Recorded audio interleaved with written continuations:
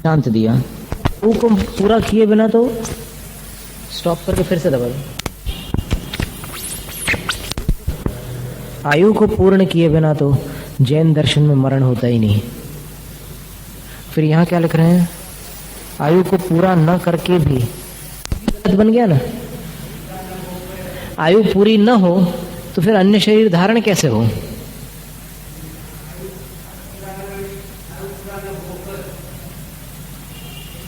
नहीं, लेकिन जब मूल में जो शब्द नहीं है भोगने उगने के बारे में, हाँ वो तो उपभुक्त आयुष्य लिखा है ना, वो यथा काल के साथ लिखा है।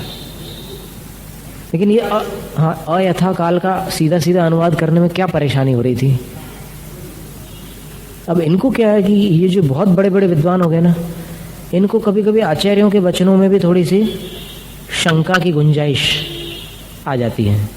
और जैसे पिछले उस सूत्र में आपको याद हो क्षायिक भावों में कि उन्होंने सूत्र में जो आचार्य महाराज ने पूज्यपाद स्वामी ने जो टीका लिखी है, क्षायिक भाव से अभयदान आदि होता है, उसका विरोध करते हुए लिख दिया कि नहीं होता।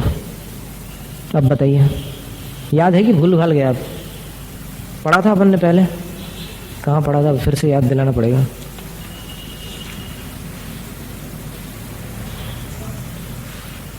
सूत्र नंबर 4,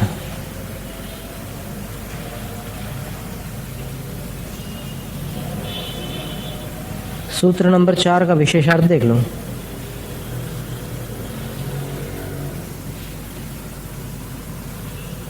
और उस विशेषार्थ में आप देखिएगा 1, 2 और 3 पॉइंट्स डले। अगले पेज पर देखो, उस पेज पर ना हो तो पहले तो विशेषार्थ ढूंढ लो कहाँ पर है।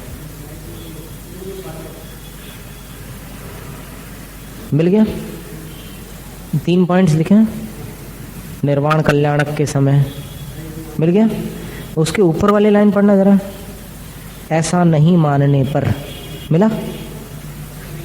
निम्नलिखित 3 दोष आते हैं, यानी आचार्य महाराज की बात जो यहाँ पर ऊपर टीका में पूज्यपाद स्वामी ने जो लिखी है, उसको गलत नहीं मानने पर ये 3 दोष आएंगे। आ रहा है समझ में कुछ? तो क्या होता है कि ये सब चीज़ें सामान्य स्वाध्याय करने वाला नहीं समझता। उसको तो लगता है कि इतने बड़े पंडित जी इतनी बात समझा रहे हैं तो फिर यही सही होगी और टीका में गलत होगा। लेकिन कभी भी ऐसी श्रद्धा मत बनाना। जिनवाणी गलत नहीं हो सकती, निजवाणी ही गलत होती है। निजवाणी गलत ही होती है ऐसा नहीं कह रहे, गलत अगर होती है तो निजवाणी ही होती है, जिनवाणी नहीं होती। वो सबकी एक धारणा बनी हुई है, वो चाहे संस्कार सागर पत्रिका हो या फिर चाहे जिन भाषित हो या फिर और भी कोई हिंदुस्तान की बहुत सारी पत्रिकाएं बस इसी एक धारा में चल रही है कि ईश्वर कुछ नहीं कर सकते, जिनेंद्र भगवान वीतराग भगवान कुछ भी नहीं कर सकते। और अभी आपको भी सुनकर के ऐसा लग रहा होगा फिर कर सकते हैं क्या? लगेगा वो, जब तक आप इसका सही स्वाध्याय नहीं करोगे तब तक लगेगा। और वो अगर 100 योजन वाला दृष्टांत याद आ जाए तो सुभिक्ष तो कर ही सकते हैं भगवान। ये तो पक्की बात। कुछ नहीं कर सकते ये बात तो झूठी ठहर गई। तो इसमें क्या कर दिया पंडित जी ने, आयु पूरा ना करके मार डाला उसको। किसी भी जीव को आयु पूरा किए बिना ही उसको मौत के मुंह में पहुंचा दिया पंडित जी ने। और इधर विशेषार्थ में और देख लो क्या किया इन्हें।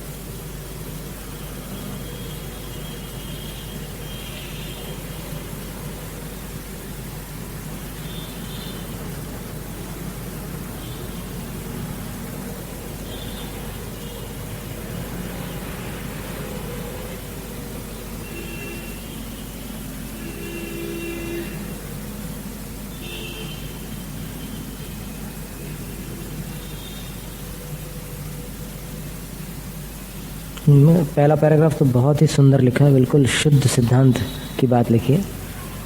फिर सूत्र में तद्भव मोक्षगामी के लिए चरमोत्तम देह पाठ आया है। सर्वार्थ सिद्धि टीका में इसकी व्याख्या करते हुए चरम शरीर को ही उत्तम बतलाया गया है, किंतु तत्वार्थ राजवार्तिक में पहले तो चरम देह और उत्तम देह ऐसा अलग अलग अर्थ किया गया है, किंतु बाद में उत्तम देह वाले चक्रधर आदि के शरीर को अपवर्त्य आयु वाला बतलाकर उत्तम शब्द को चरम देह का ही विशेषण मान लिया है। एक बात स्पष्ट है कि प्रारंभ से ही उत्तम पद पर विवाद रहा है, तभी तो सर्वार्थ सिद्धि में चरम देह इस प्रकार पाठांतर की सूचना की गई है, और यह पाठांतर उन्हें पूर्व परंपरा से प्राप्त था। इतना ही है, आपके उसमें कुछ और नया वाक्य है? इतना ही है, तो ये तो बिल्कुल सही है। अभी मतलब अपनी हमारी बुद्धि जितनी है उसके हिसाब से इसमें कहीं कोई मिलावट नहीं है, कोई गोलमाल नहीं है। हाँ वो तो ठीक है, वो तो लिखा है ना, इसमें ऊपर ही लिखा है मूल में ही, चरम देहा इति वा पाठः। पूज्यपाद स्वामी ने लिखा है मूल संस्कृत में। इस प्रकार तत्वार्थ सूत्र का दूसरा अध्याय यहाँ पर पूर्ण होता है। तत्वार्थ सूत्र का माने सर्वार्थ सिद्धि टीका का। अब इसके आगे तीसरा अध्याय फिर देखेंगे। लेकिन वो अयथाकाल शब्द को उन्होंने वहाँ पर थोड़ा सा, वो अयथाकाल अगर लिख देते पंडित जी तो फिर सब लोग प्रमाण दिखा देते ना वहाँ पर सौराष्ट्र में कि देखो पंडित जी के अनुवाद में है अकाल मरण, तो फिर उनके लिए क्या जवाब देने को बचता। और पंडित जी बिल्कुल नंबर 1 के विद्वान थे, फिर अकाल मरण सिद्ध हो जाता, तो फिर ये बात आ जाती। तो इसलिए फिर उन्होंने अकाल मरण का निषेध करने के हिसाब से, या अकाल मरण की पुष्टि न हो जाए मेरे अनुवाद में, तो उन्होंने अकाल मरण न लिख करके, अयथाकाल मरण न लिख करके क्या लिख दिया, आयु पूरा न करके भी अन्य शरीर को धारण करते हैं। ये तो बिल्कुल साधारण सिद्धांत है, जैन सिद्धांत। मतलब इतने बड़े सिद्धांत शास्त्री की बात नहीं है, ये तो एक सामान्य पढ़ने वाला भी जानता है कि जैन दर्शन में आयु पूर्ण होती है तभी मरण होता है, चाहे एक्सीडेंट से मरे या सहज रूप से मरे, आयु पूरा किए बिना कोई मरता नहीं है। शास्त्र पर